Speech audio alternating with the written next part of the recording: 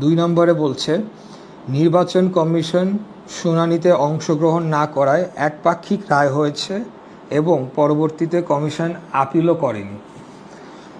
এই বিষয়ে আমরা যেটা বলবো যে উক্ত মামলাটি একতরফা রায় হয়নি।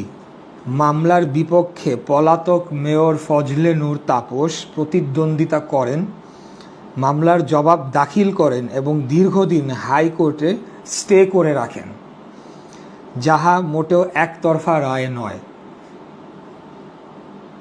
নির্বাচন কমিশন যথাযথ আইন মেনেই এবং আইনি কোনো অসামঞ্জস্যতা না পাওয়ায় আইন অনুযায়ী গ্যাজেট প্রকাশ করে। এক্ষেত্রে আইনের কোনো ব্যত্যয় ঘটেনি।